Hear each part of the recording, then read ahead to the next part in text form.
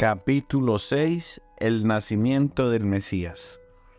De todas las experiencias memorables de mi vida, el nacimiento de mi primer hijo se encuentra en lo más alto de la lista, y lo que se quedó grabado en mi memoria fue cómo ese nacimiento aunó de un modo misterioso el dolor y la alegría. Por una parte, yo estaba absolutamente desolado por la intensidad del sufrimiento de mi esposa. Claro, había visto un par de videos sobre lo que suponía un parto y había ido a las clases prescritas para los maridos que querían saber cómo ayudar a sus mujeres en esos momentos. Ambas actividades de un valor cuestionable vistas en retrospectiva. Aún con todo, no estaba preparado para la realidad. El parto de Elizabeth no solo fue doloroso, se prolongó durante mucho tiempo, más de 22 horas, y para cuando concluyó lo que definieron como un parto complicado, yo no era consciente de que habría tanta sangre. Mentiría si no reconociese que la sala de partos empezó a dar vueltas más de una vez. Por otra parte, también me sobrecogió la intensidad de la alegría que sentí cuando después de tantas horas pude ver por fin a mi hija, la imagen de su pelo, color azabache y de su diminuta carita sigue adornando mis recuerdos y no necesito una fotografía para recordarla. Jamás en mi vida había asistido a una agonía así en una persona a la que amase. Nunca antes había saboreado al mismo tiempo semejante felicidad. El parto, en suma, fue una paradoja enorme, aterradora y bañada en lágrimas. Esto mismo se aplica a Jesús. Toda su vida fue una paradoja descomunal, una mezcla de alegría y sufrimiento. Bajo cierto punto de vista, gran parte del ministerio público de Jesús parece responder a una dedicación completa a erradicar el sufrimiento. Cura a los enfermos, resucita a los muertos, hace andar a los cojos, hace ver a los ciegos. Sea una mujer que tiene un flujo de sangre desde hacía 12 años, Marcos 5:25, o un hombre paralítico desde hacía 38, Juan 5:5, Jesús hace desaparecer el dolor. Una y otra vez provoca alegría y salud. Cuando vemos el revés, sin embargo, la imagen cambia. En un análisis concluyente, la misión de Jesús no puede identificarse con la erradicación del sufrimiento, sino con la erradicación de él mismo. Como dijo a sus discípulos, el Hijo del Hombre no ha venido a ser servido, sino a servir, y a dar su vida como rescate por muchos. Marcos 10:45. Con estas palabras, Jesús alude a la profecía del siervo doliente, quien toma sobre sí los dolores y sufrimientos de todos. Isaías 52, del 13 al 53. En uno de sus últimos sermones, Jesús advierte a sus discípulos de que antes del fin habrá un tiempo de sufrimiento como el mundo no ha visto jamás, y recurre al símbolo de una mujer dando a luz para ilustrarlo. Habrá terremotos en diversos lugares, habrá hambre, esto será el comienzo de los dolores del alumbramiento. Marcos 13, del 7 al 8. En resumen, parecería que Jesús vino a eliminar el sufrimiento, pero también a provocarlo. Visto así, los milagros de Jesús no son fines en sí mismos, son signos que señalan hacia el derrocamiento final del dolor y de la muerte, que tendrá lugar gracias a su pasión, muerte y resurrección y a su venida definitiva en la gloria. Cuando nos fijamos en el personaje de María, hallamos unas paradojas similares. Por una parte, su vida está repleta de milagros: la aparición del arcángel Gabriel, la concepción virginal, la estrella de Belén y la llegada de los magos, los sueños de José, la huida del rey Herodes. Mateo 1:2, Lucas 1:2. Por otra parte, desde el momento de la Anunciación, su vida también está llena de sufrimiento. la amenaza del divorcio, la falta de un lugar en el que descansar en Belén, la pobreza de José, la masacre de los inocentes por orden de Herodes, la huida a la tierra extranjera de Egipto, el extravío de Jesús durante 3 días en Jerusalén y sobre todo el inmenso dolor de ver a su Hijo, quien era también el Hijo de Dios, morir en la cruz. En este capítulo descubriremos que esa suma misteriosa de lo milagroso y lo doliente se remonta en realidad a las antiguas profecías del judaísmo sobre la madre del Mesías. En las escrituras y las tradiciones judías, a la madre del Mesías se la describe como ajena a los dolores de parto y paradójicamente sufriendo los llamados dolores del nacimiento del Mesías. Confío en demostrar que ambas profecías son ciertas. Una apunta al nacimiento milagroso de Jesús y la otra al misterio de su muerte. Según el Nuevo Testamento, María sufrió los dolores del parto en la cruz, por la que nació la nueva vida de la resurrección. María no padeció en Belén, pero sí en el Calvario, y al hacerlo compartió la pasión del Señor de un modo único y fecundo. La madre del Mesías.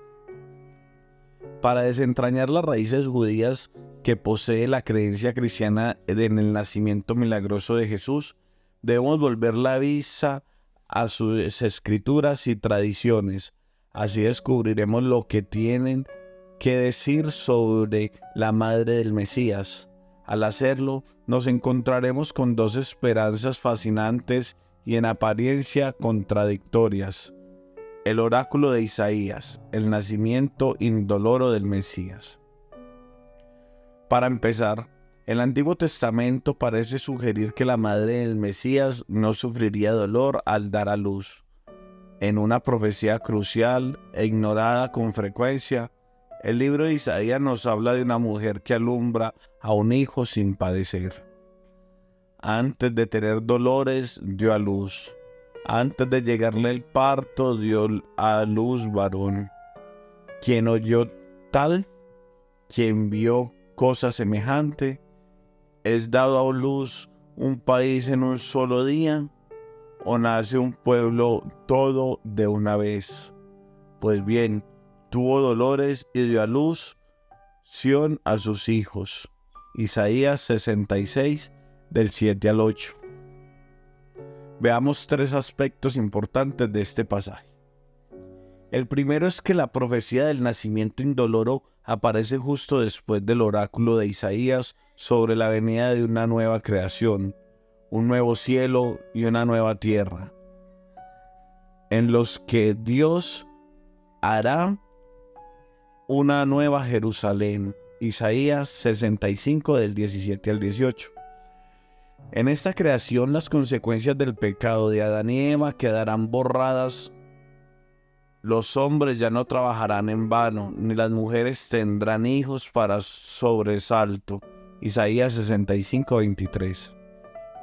Dicho de otro modo, 2 de los principales efectos de la caída, el trabajo sin fruto y el parto con dolor, quedarán anulados. Génesis 3, 16 al 19. En segundo lugar, el nacimiento del hijo de esa mujer es milagroso y sin precedentes, un acto de nueva creación. Es milagroso porque su madre da a luz al hijo antes de llegarle el parto. Isaías 66, 7. No tiene precedentes porque nunca antes había ocurrido algo así. ¿Quién oyó tal? ¿Quién vio cosa semejante? Isaías 66, 8.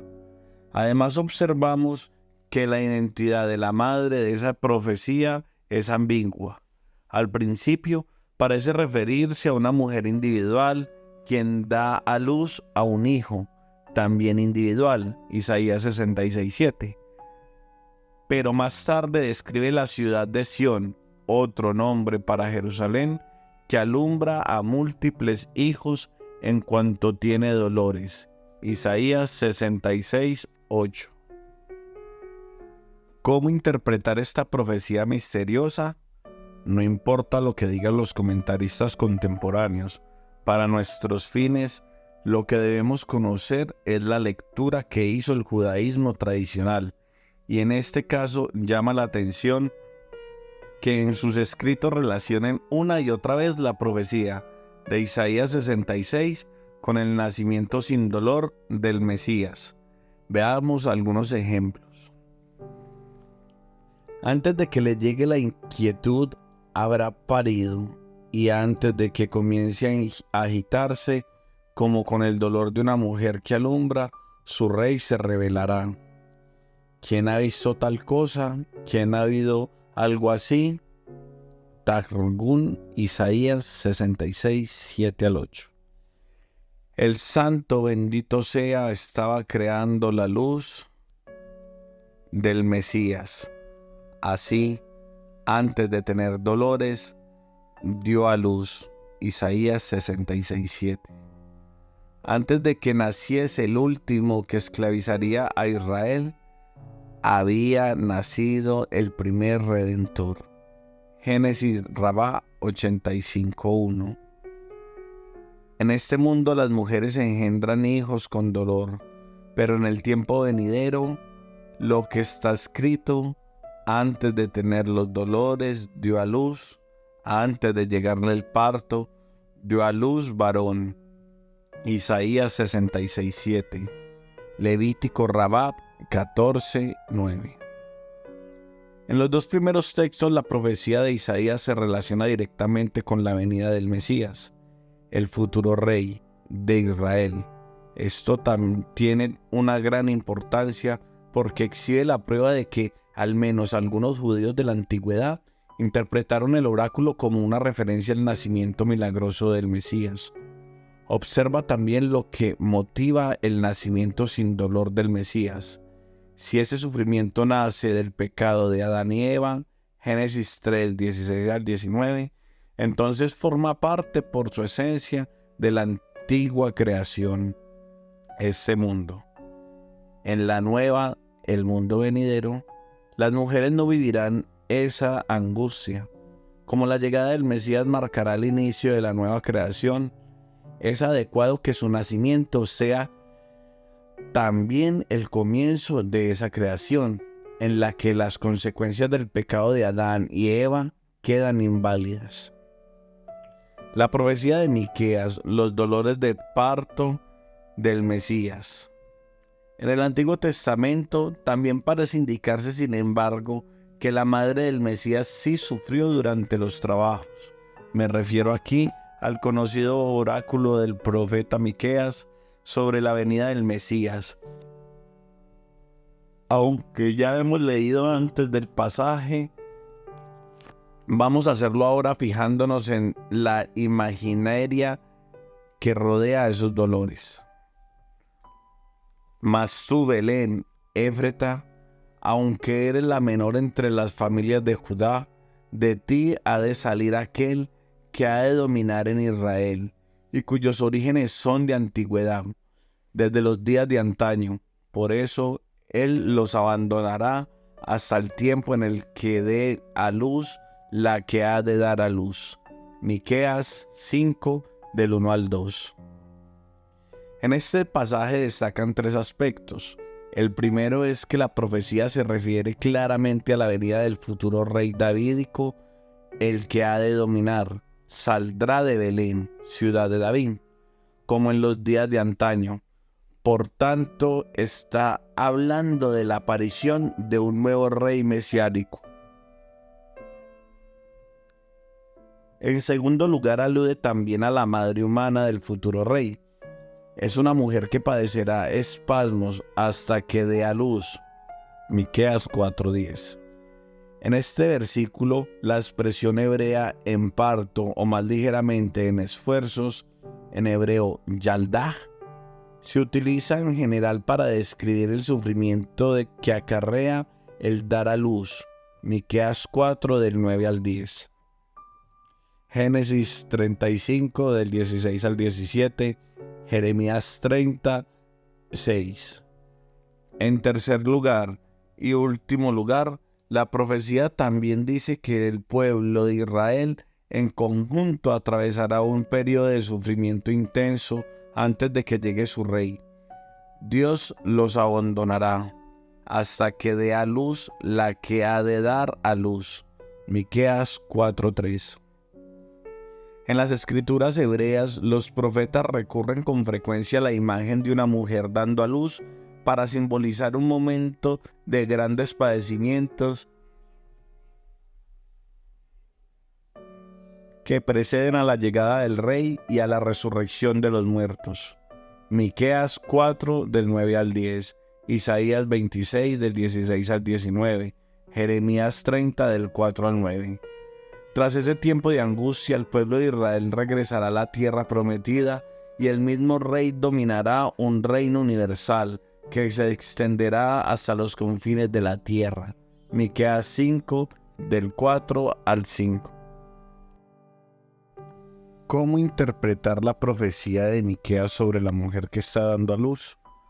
Una vez más debemos acudir a las interpretaciones más antiguas de los judíos y allí descubrimos que el oráculo de Miqueas se relaciona tanto con el nacimiento de Miqueas como con un periodo misterioso de tribulación denominado los dolores del parto del Mesías.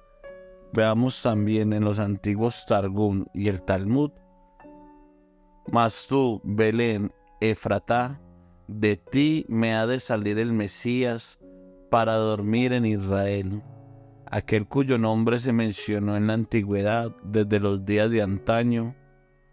Los abandonará hasta el tiempo en el que dé a luz la que ha de dar a luz. Él se levantará y dominará con la fuerza del Señor. Targum sobre Miqueas 5:1-3. El hijo de David no vendrá hasta que el poder de los romanos rodee a Israel durante 9 meses, como está escrito. Entonces los abandonará hasta el tiempo en que dé a luz la que ha de dar a luz. Entonces el resto de sus hermanos volverá a los hijos de Israel. Miqueas 5:2. El rabino Ullá dijo: que venga el Mesías, pero que yo no lo vea. Y el rabino Abayé le preguntó: ¿por qué dices eso? Por los dolores del parto del Mesías. Pero también se ha dicho, le preguntaron los discípulos del rabino Eleazar: ¿qué haremos para evitar los dolores del parto del Mesías? Talmud de Babilonia, Sanedrín 98b. Vemos de nuevo cómo la profecía de Miqueas se interpreta explícitamente como una alusión al Mesías. La mujer que da a luz es la madre del Mesías, pero el Talmud también interpreta su sufrimiento como una metáfora del tiempo de tribulación que precederá a la llegada del Mesías. Los rabinos se refieren a esa época de angustia como los dolores del parto del Mesías. En hebreo, Evlod Shel Mashiach. Al parecer, había quien creía que era del Mesías sería tan terrible que estaban dispuestos a no vivirla con tal de que se les ahorrasen los dolores del parto. Talmud de Babilonia, Sanedrín 98b. De cualquier modo, en ambos textos judíos descubrimos que el Mesías no solo llegará después de la tribulación para dominar finalmente sobre su reinado universal, que se extenderá hasta el confín del mundo. Para resumir lo visto hasta ahora, podemos recordar que si nos fijamos en las páginas de las escrituras judías y en sus tradiciones, y nos centramos a las profecías sobre la venida al mundo del Mesías, se nos presentarán dos imágenes, en apariencia contradictorias. Isaías profetiza que en la época de la nueva creación, una mujer dará a luz a un hijo sin el dolor del parto, que era indisociable de la antigua creación. En la tradición judía posterior, esta profecía se interpretó como una señal del nacimiento del Mesías, Por otra parte, Miqueas también profetiza sobre la madre del Mesías, pero en su caso describe el sufrimiento que padecerá al dar a luz.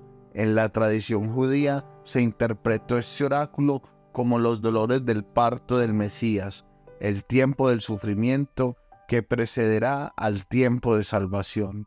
¿Cómo interpretar las contradicciones que nos dicen de María, la madre de Jesús? ¿Sufrirá los dolores del parto del Mesías o no?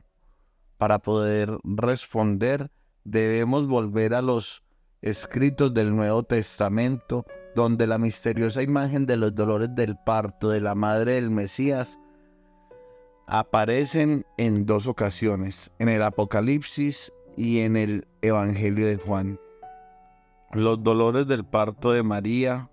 Con estas antiguas profecías y tradiciones judías en mente, vamos a estudiar los pasajes del Nuevo Testamento en los que se describen los dolores del parto de María para tratar de verlos con los ojos de los judíos de la antigüedad. No empezaremos por el Evangelio. Nos vamos a acercar una vez más a las páginas de la visión de Juan en el Apocalipsis. La mujer del Apocalipsis, los dolores del parto de la crucifixión. Con diferencia, la descripción más explícita de los dolores de parto de María en el Nuevo Testamento aparece en la visión de Juan de la mujer vestida del sol, que da a luz a un hijo que es arrebatado hasta lo alto. Apocalipsis 12, 1-6. Como hemos visto en el capítulo 2, hay argumentos sólidos para concluir que el niño que nacerá es sobre todo una persona, Jesús el Mesías, y que la mujer que da luz es también una persona, María su madre. Con esta idea vamos a retomar por última vez el pasaje y en esta ocasión nos fijaremos en el sufrimiento de la madre del Mesías. Una gran señal apareció en el cielo, una mujer vestida del sol con la luna bajo sus pies y una corona de 2 estrellas sobre su cabeza. Está encinta y grita con los dolores del parto y con el tormento de dar a luz. Y apareció otra señal del cielo, un gran dragón rojo con 7 cabezas y 10 cuernos, y sobre sus cabezas 7 diademas. Su cola arrastra la tercera parte de las estrellas del cielo y las precipitó sobre la tierra. El dragón se detuvo delante de la mujer que iba a dar a luz para devorar a su hijo en cuanto lo diera a luz. La mujer dio a luz a un hijo varón, el que ha de regir a todas las naciones con cetro de hierro. Y su hijo fue arrebatado hasta Dios y hasta su trono. Y la mujer huyó al desierto, donde tiene un lugar preparado por Dios para ser allí alimentada 1260 días. A primera vista parece evidente que el niño representa a Jesús y a la mujer, a María, por lo que la escena en la que grita con los dolores del parto y con el tormento de dar a luz, Apocalipsis 12:2, tiene que ser una descripción del parto doloroso que sufrió en Belén. Así es como lo interpretan hasta hoy los que afirman que María dio a luz de la forma habitual. Sin embargo, como han señalado otros académicos contemporáneos, este pasaje del Apocalipsis no es una biografía, sino una visión. Hay varias razones para pensar que la imagen de una mujer sufriendo los dolores de parto no es una descripción literal de lo que sufrió María en Belén durante el nacimiento de Jesús, sino una imagen simbólica de lo que padeció en el Calvario durante su crucifixión.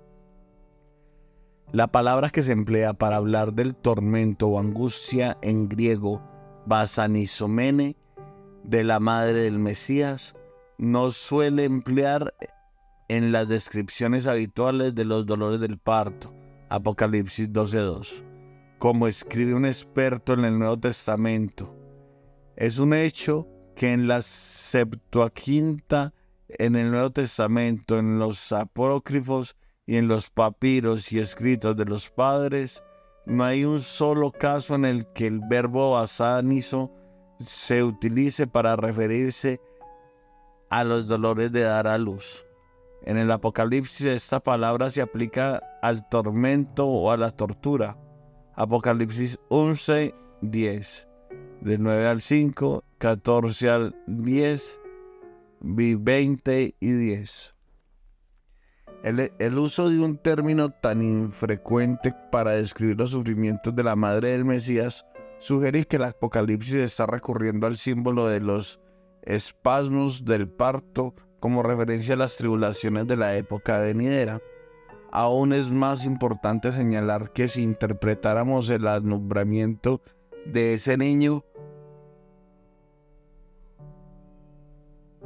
como la descripción literal de lo que ocurrió en Belén, entonces nos topamos con un problema. Porque justo después del nacimiento el niño es arrebatado hasta Dios y hasta su trono? Apocalipsis 12:5. ¿Dónde se narran la infancia de Jesús y su ministerio público? Faltan porque no es una descripción literal, sino simbólica de la muerte, resurrección y ascensión de Jesús al cielo, donde se sienta a la derecha de Dios Padre. Por último, como han subrayado los exegetas católicos y protestantes, la descripción de Juan de la mujer sufriendo se basa de un modo directo en la profecía de Isaías del nacimiento indoloro del Mesías. Veamos el paralelismo en griego. Madre del Mesías, primero, dolores de parto. Odinousan teken. Mujer en el cielo, dolores del parto.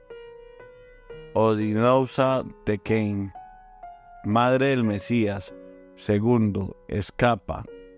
Exepigen. Mujer en el cielo, segundo, escapa. Epigen. Madre del Mesías, tercero, da luz a un varón. Eteken arsen. Mujer del cielo, tercero, da luz a un niño. Eteken woyen arsen. Madre del Mesías, de Isaías 66:7. Mujer en el cielo, Apocalipsis 12, del 2 al 5. Si Juan hubiese querido subrayar que María sufrió literalmente los dolores del parto, ¿por qué aludir a la profecía del Antiguo Testamento en la que la madre del Mesías escapa de un sufrimiento? He aquí una explicación. Porque Juan no busca que sepamos que María sufrió al dar a luz. Su objeción es otro. Apocalipsis 12 no es una descripción literal del misterio de la Natividad, sino una representación apocalíptica del misterio de la cruz. En palabras del experto francés en el Nuevo Testamento, André Fouillet, el nacimiento mesiánico del Apocalipsis se refiere directamente no al nacimiento de Cristo en Belén, sino al ministerio de la mañana de Pascua. Los dolores del parto se corresponden con el Calvario.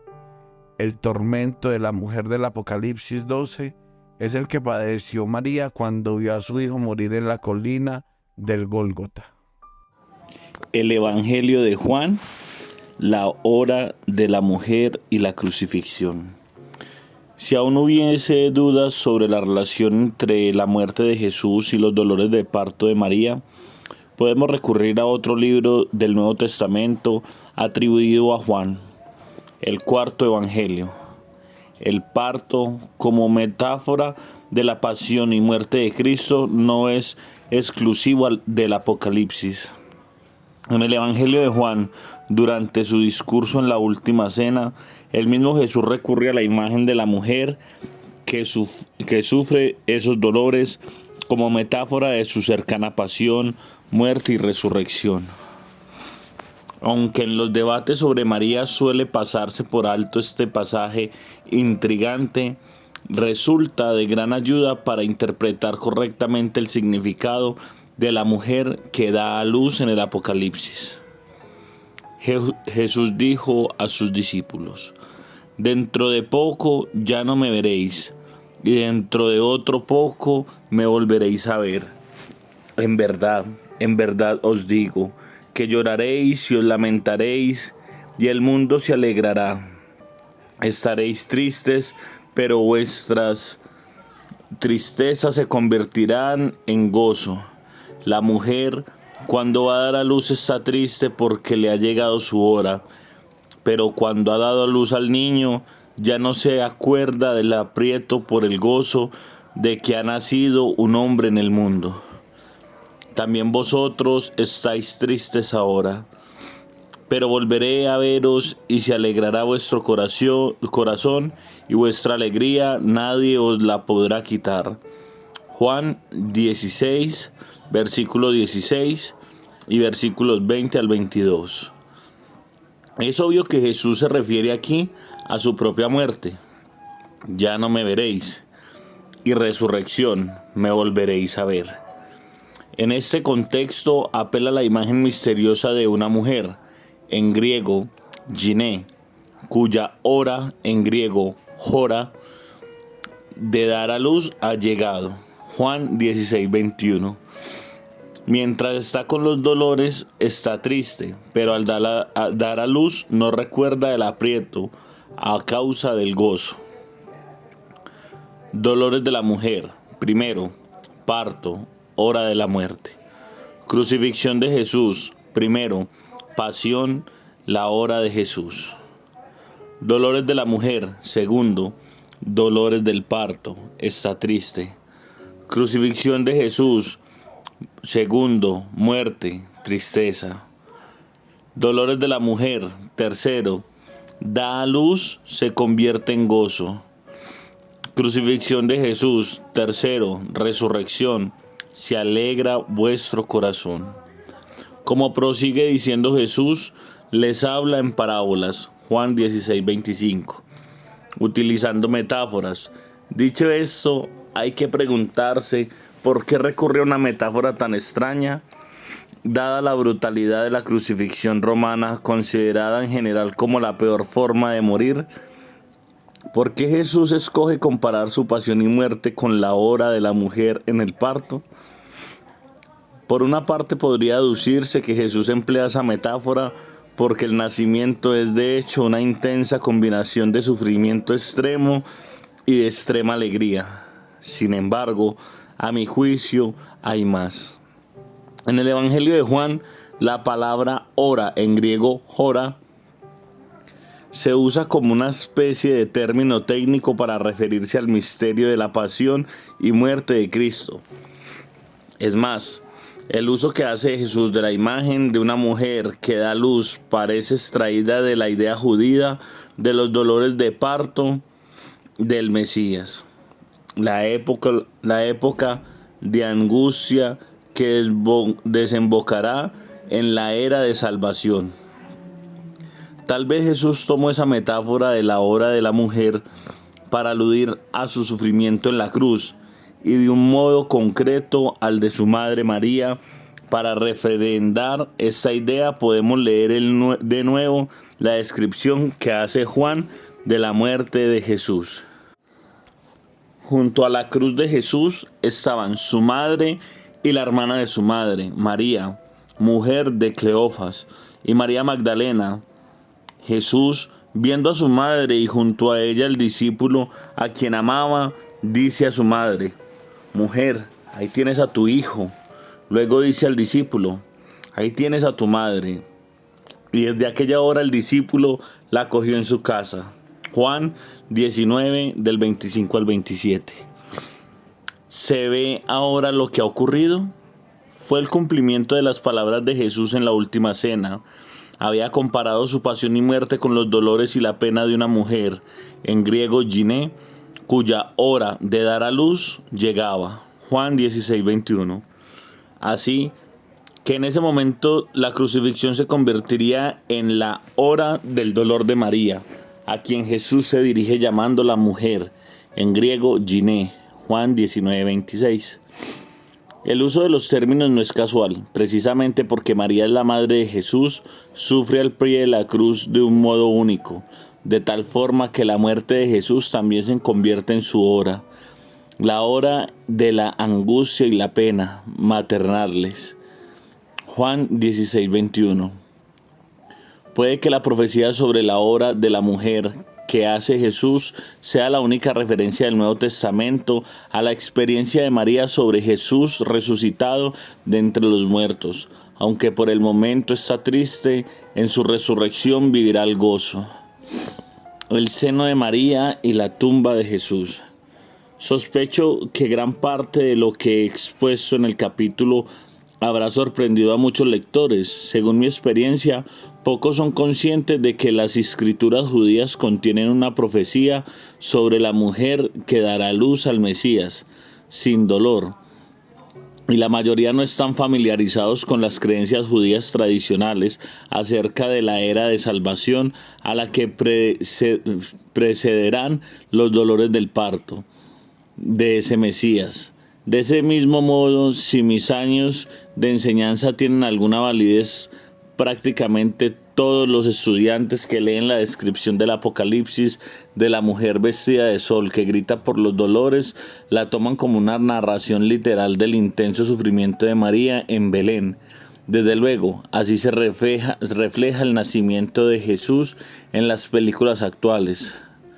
No obstante, al fijarnos en el cristianismo primitivo, la situación cambia. Desde los primeros siglos los cristianos creyeron que la profecía de Isaías se cumplió con el parto indoloro de María en Belén. De hecho, sabían que como nueva Eva y madre del Mesías, a la Virgen se le ahorró el dolor habitual del parto, precisamente porque no le ocurriría lo mismo con el sufrimiento extraordinario de ver a su hijo muriendo en la cruz.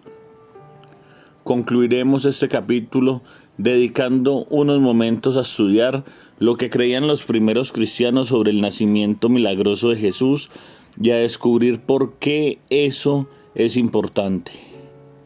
El nacimiento indoloro de Jesús, cumplimiento de la profecía de Isaías.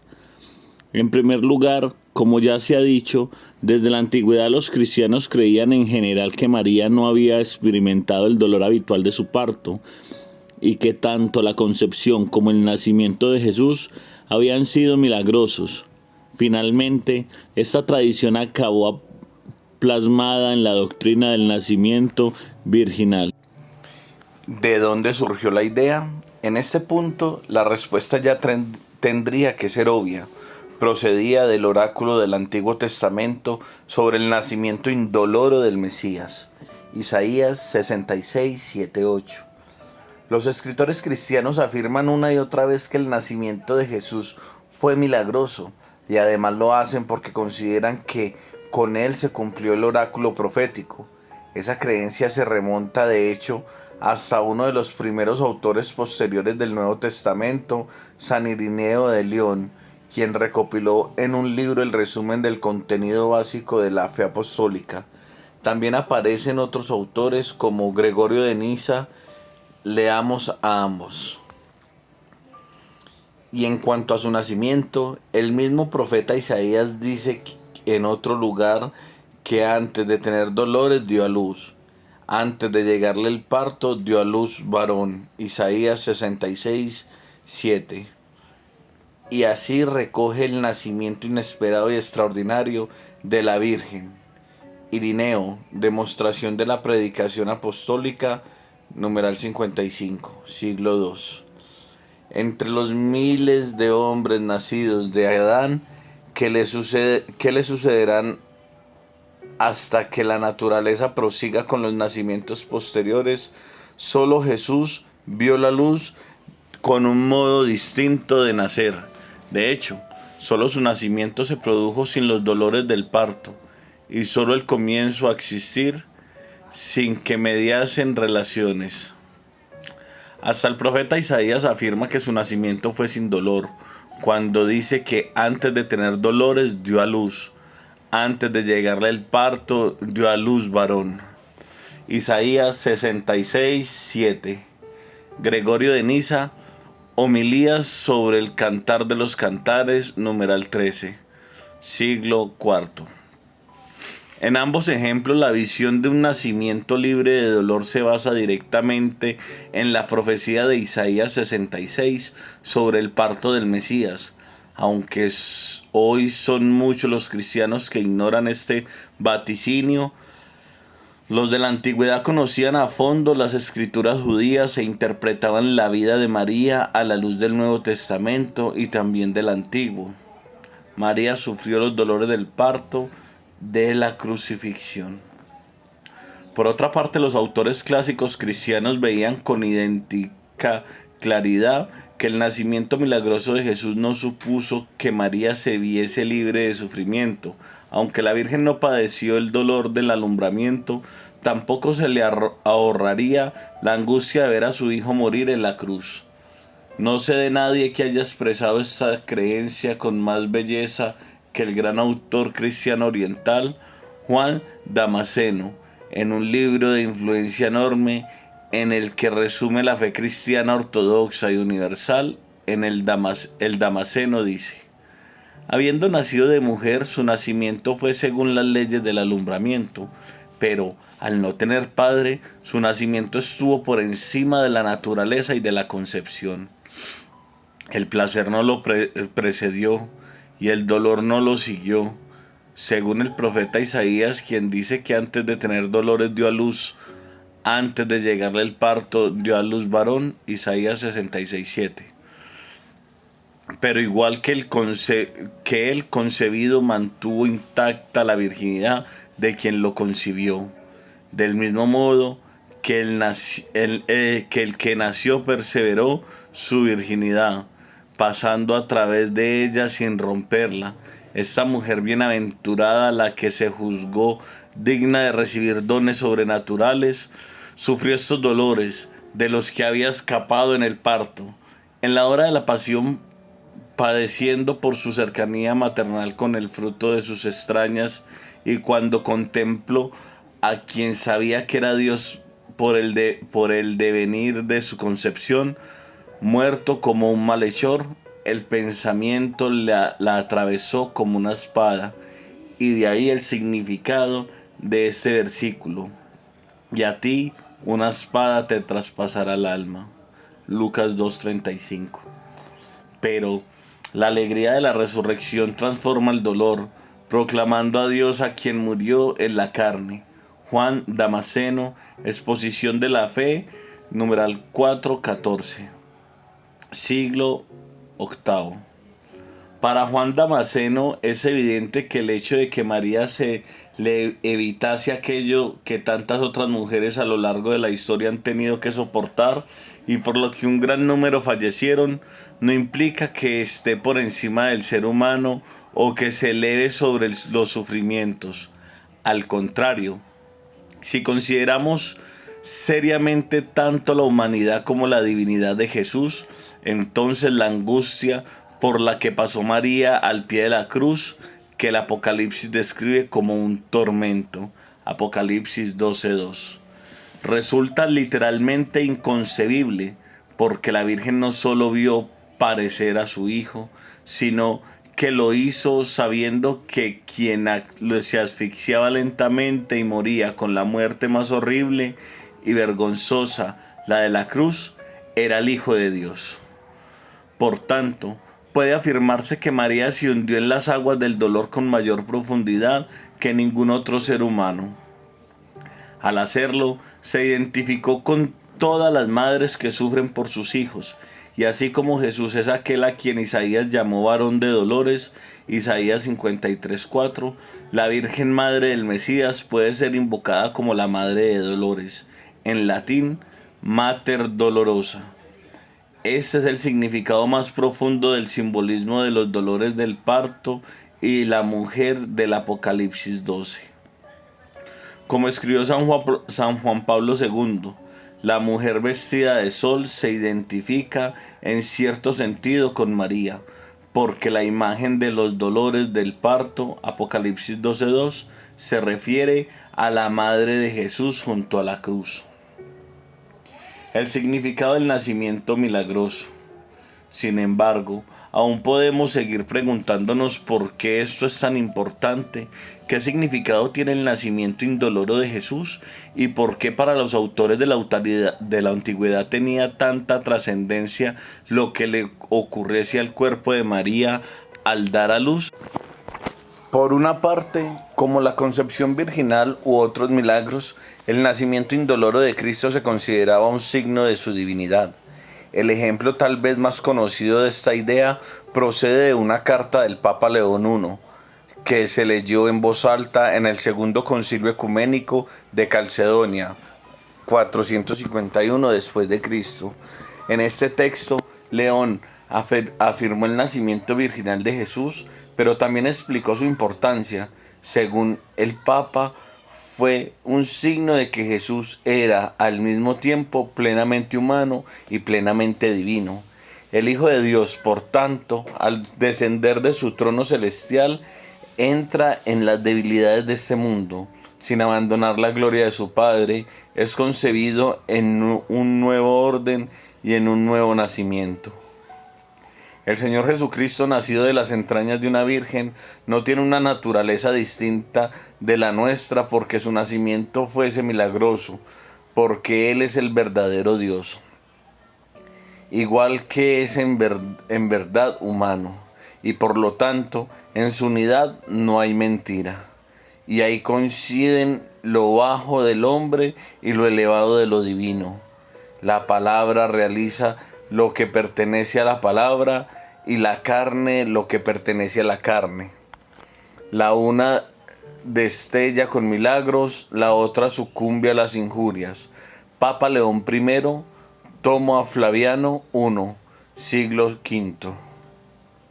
Observa que el nacimiento milagroso en latín nativitas mirabilis de Jesús de ningún modo lo aparta de la plenitud de su humanidad, sino que desvela aún más la paradoja de la encarnación, en la que lo bajo de haber nacido de mujer coincide con lo elevado de su nacimiento milagroso, libre de la maldición de Eva. Génesis 3:16. En otras palabras, lo que León creía sobre el parto sin dolor de María se basa en lo que decía de Jesús. Si Cristo es Dios y hombre en plenitud, entonces cabe concluir que se abaje a la debilidad de este mundo y al mismo tiempo nos ofrezca signos de que no se encuentra sometido al pecado ni a la muerte. El nacimiento milagroso de Jesús puede verse también como un signo de la nueva creación. Si te detienes a pensarlo, como hemos visto en el capítulo 2, Jesús es el nuevo Adán y María la nueva Eva. Por tanto, resulta adecuado que María dé a luz a Jesús sin pasar por el sufrimiento obligado por el pecado de Eva. Veamos lo que dicen al respecto dos de los autores cristianos orientales más influyentes. ¿Cómo habría podido ella dar a luz en medio de dolores? Imagen de la maldición primigenia. Si María fue bendita entre las mujeres, Lucas 1:42, entonces estará libre de la maldición del comienzo y de dar a luz a su hijo entre espasmos y lamentos. Efrén el Sirio, comentario a Diatesaron 2:6, siglo IV. Cristo fue escogido para introducir una doble novedad en el orden natural, ya que no comenzó su existencia mediante el pecado ni nació por el dolor. Esto ocurrió por un motivo bien comprensible y no hay en ello nada absurdo, como aquella que introdujo la muerte en la naturaleza. Por el pecado fue condenada a dar a luz con dolor. Génesis 3:16. Era necesario que la madre de la vida, después de concebir con alegría, diese a luz también con alegría. Gregorio de Niza, sobre el Cantar de los Cantares 13, siglo IV. Si bien, para el lector de hoy, el dolor en el parto se considera algo natural, los cristianos de la antigüedad lo veían de otra forma. Para ellos, con la mirada puesta en la Biblia judía, ese sufrimiento era consecuencia del pecado. Génesis 3:16. Por tanto, igual que los judíos creían que las mujeres en la nueva creación no pasarían por ese trance, los cristianos estaban seguros de que la natividad de Jesús fue el comienzo de la nueva creación y lo que creían acerca de María, la segunda Eva, emanaba directamente de lo que creían sobre Jesús, el último Adán. Por último, tal vez lo más intrigante de todo, el nacimiento milagroso de Jesús se consideraba un signo de su resurrección de entre los muertos. Para entenderlo con claridad es importante recordar dos asuntos. El primero, que en contra de lo que con seguridad todos hemos visto en las películas en el Nuevo Testamento, Jesús resucitado salió de la tumba atravesando la piedra. Según el Evangelio de Mateo, cuando las mujeres llegaron al sepulcro la mañana de la Pascua, había sido un ángel del cielo el que había hecho rodar la piedra. Mateo 28:2. Además, el judaísmo clásico solía comparar la sepultura en tierra con un regreso al vientre materno. Por ejemplo, maldito aquel que no me haya hecho morir desde el vientre, y hubiese sido mi madre mi sepultura, con seno preñado eternamente. Jeremías 20 del 15 al 7. Grandes trabajos han sido creados para todo hombre. Un yugo pesado hay sobre los hijos de Adán, desde el día que salieron del vientre de su madre hasta el día del retorno a la madre de todo. Eclesiástico 41. En el último versículo vemos cómo la tierra misma recibe el nombre de Eva, madre de todas las criaturas. Génesis 3:22. De hecho, las escrituras judías describen la muerte con el descenso al vientre del Seol. Job 2:3, Eclesiástico 51:5. Una vez aclarada esta idea bíblica del sepulcro como seno, de pronto la relación entre el nacimiento de Jesús y el milagro de su resurrección corporal cobra sentido, aunque podrían ofrecerse multitud de ejemplos tomados de los escritos cristianos de la antigüedad.